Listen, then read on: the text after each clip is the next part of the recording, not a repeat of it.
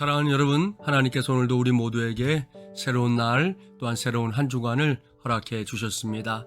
이제는 가을의 분위기가 완연해지고 있는데요. 이 가을날에 주시는 특별한 은혜가 저와 여러분, 우리 모두와 우리 교회와 함께하기를 주님의 이름으로 축복합니다. 오늘 여러분에게 전하고 싶은 말씀의 마중물 제목입니다. 코로나 시대를 믿음으로 살아내는 사람들. 우리는 지금 만 3년이라는 시간의 끝을 향해 나아가고 있는 코로나 시대를 살고 있습니다. 우리 교회의 입장에서만 본다면 지난 2020년 캄보디아 단기 선교팀이 선교지에서 사역을 마치고 돌아온 이후부터 본격적인 코로나 시대가 시작됐습니다. 선교지에서 사역을 감당하는 동안 중국 우한이라는 곳에서 시작된 전염병이 중국 안에서 번지고 있는데 분위기가 심상치 않다, 이런 소식을 전해 들었습니다. 그때만 해도 어느 정도의 시간이 지나면 그저 지나갈 일이다, 모두가 그렇게 생각했습니다.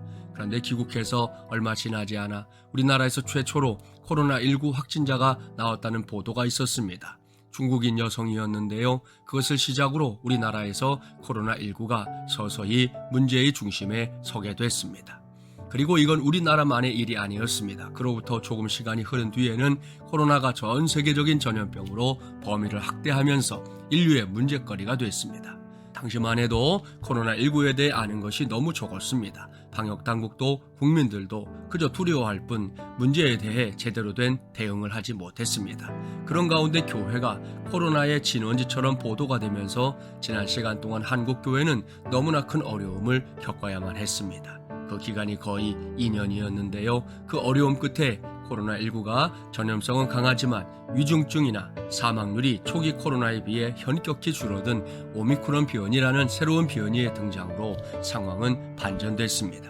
여전히 마스크를 착용하고 살아야 하는 불편함은 남아있지만 한국교회와 국민들을 가장 힘들게 했었던 거리두기가 사라졌습니다. 게다가 최근에는 마스크 착용도 내년 봄이면 사라질 예정이라는 보도가 있었고, 그 즈음이 되면 코로나 종식을 선언할 수도 있다는 얘기가 WHO에서 흘러나오고 있습니다.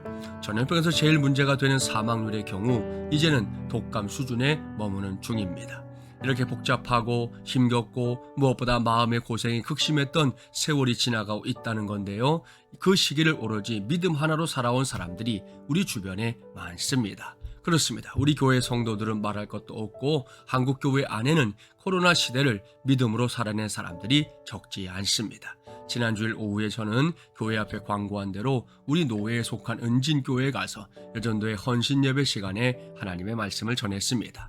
목사에게 하나님의 말씀을 전하는 일은 마땅한 사명입니다. 그래서 기회가 된다면 언제나 어디서나 그 사명을 감당해야 하는 건데요. 지난 주일이 제게 의미가 있었던 것은 우리 교회가 아닌 다른 교회에 가서 이 사명을 감당하게 된 게 너무 오래간만이었다는 사실 때문이었습니다.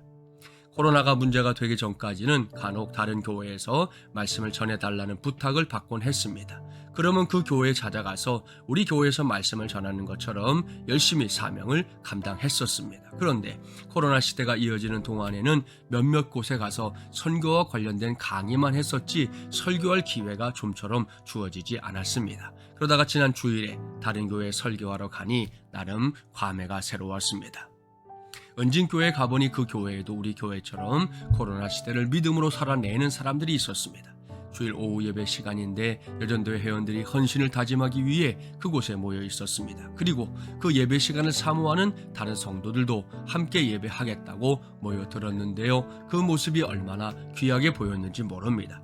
하나님의 말씀을 전하는 내내 은진교회의 성도들은 귀를 쫑긋 세워주었고요. 예배를 마친 후에는 강사와 인사를 나누면서 목사님, 오늘 너무나 큰 은혜를 받았습니다, 이렇게 고백해 주었습니다. 그렇게 설교를 마치고 교회로 돌아오는 내내 제 안에서는 오직 감사의 고백만이 이어졌습니다. 그 감사는 다른 게 아니라 요즘처럼 어렵고 힘든 시기를 오직 믿음 하나로 살아내고 있는 성도들 때문이었습니다.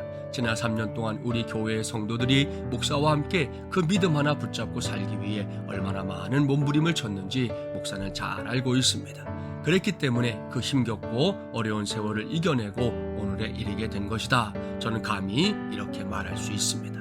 물론 아직 코로나가 끝나지 않았습니다. 그러나 코로나만 끝나지 않은 게 아닙니다. 그동안 온 나라가 코로나 때문에 커다란 몸살을 앓고 힘겨웠지만 지금도 진행형이지만 우리의 믿음 역시 끝나지 않았습니다. 바로 그 믿음 안에서 신신당부합니다. 이제는 주저앉아 있었던 그 자리에서 벌떡 일어납시다. 머뭇거리지 말고 일어납시다. 그리고 아직 남아있는 코로나 시대를 그야말로 끝까지 믿음 안에서 승리하며 살아가기를 주님의 이름으로 간절히 축원합니다.